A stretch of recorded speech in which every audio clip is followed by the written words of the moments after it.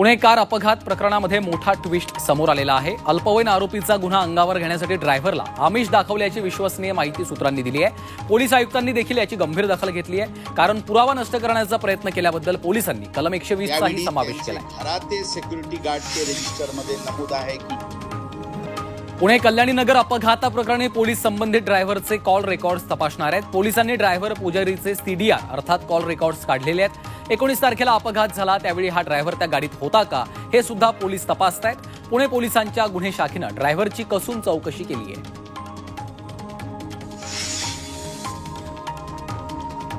पुणे कल्याणी नगर अपघातानंतर आक्रमक झालेले काँग्रेसचे आमदार रवींद्र धंगेकर यांनी पुणे पोलिसांचे कारनामे ट्विट करायला सुरुवात केली आहे। धंगेकरांनी निलेश पालवे आणि काळी हे 2 कॉन्स्टेबल पब्स आणि हॉटेलमधून हप्ते गोळा करत असल्याचा आरोप केलाय।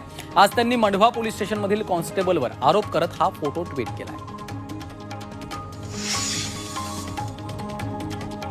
काँग्रेस आमदार रवींद्र धंगेकर पुणे कल्याणी नगर अपघाता प्रकरणी आक्रमक झाल्याचं पाहायला मिळतंय। त्यांनी उपमुख्यमंत्री देवेंद्र फडणवीसांना पत्र लिहिलंय।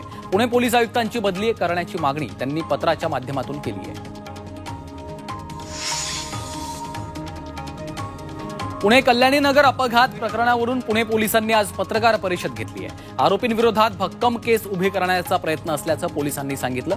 विशाल अग्रवालच्या मुलावर आयपीसी कलम 304 अंतर्गत गुन्हा दाखल करण्यात आल्याची माहिती पुणे पोलीस आयुक्त अमितेश कुमार यांनी दिली आहे।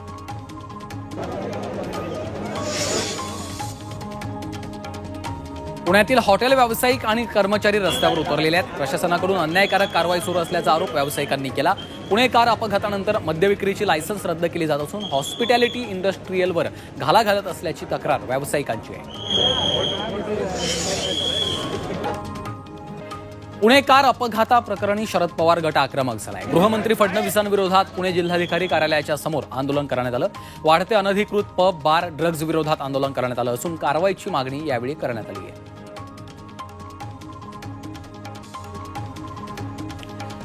डोंबिवलीतील कंपनीमध्ये झालेल्या स्फोटानंतर जखमींकडे प्रशासनाचं दुर्लक्ष झाल्याचं पाहायला मिळालं। भीषण स्फोटात 60 पेक्षा जास्त कामगार आणि नागरिक जखमी झालेत। त्यांना विविध रुग्णालयात दाखल करण्यात आलं, मात्र एकही प्रशासकीय अधिकाऱ्यानं रुग्णांची विचारपूस केली नसल्याचा आरोप केला जातोय। उद्धव ठाकरे सरकारनं डोंबिवलीमधील उद्योग बंद करण्याचा निर्णय घेतला होता, मात्र एकनाथ शिंदे सरकारनं पैसे घेऊन उद्योग सुरू ठेवलेत असा गंभीर आरोप काँग्रेस प्रदेशाध्यक्ष नाना पटोले यांनी केलाय। केवळ फडणवीसच नव्हे तर संपूर्ण मंत्रिमंडळाने राजीनामा द्यावा अशी मागणी देखील पटोले यांनी केली आहे। महाराष्ट्र प्रदूषण नियंत्रण मंडळाचे अध्यक्ष सिद्धेश कदम यांनी डोंबिवली दुर्घटना स्थळाची पाहणी केली आहे। या दुर्घटनेत आणखी 2 व्यक्ती बेपत्ता असल्याची माहिती त्यांनी दिली। बेपत्ता व्यक्तीचा शोध सुरू आहे असं त्यांनी सांगितलं। बचाव कार्यामध्ये अजूनही 1-2 व्यक्ती मिसिंग आहेत।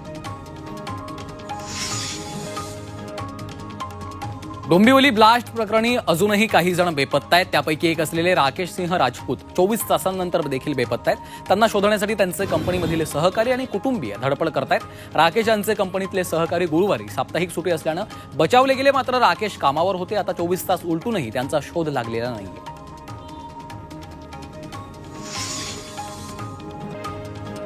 डोंबिवली MIDC परिसरामधील धोकादायक कंपन्या स्थलांतरित करण्यासाठी गावकऱ्यांनी आंदोलन उभं केलंय। यावेळी हातात बॅनर घेत कंपनी प्रशासनाच्या विरोधात जोरदार घोषणाबाजी करण्यात आली आहे। जर या कंपन्या लवकरात लवकर स्थलांतरित झाल्या नाहीत आणि झालेली नुकसान भरपाई तत्काळ दिली गेली नाही तर उग्र स्वरूपाचं आंदोलन करण्याचा इशारा गावकऱ्यांनी दिला आहे।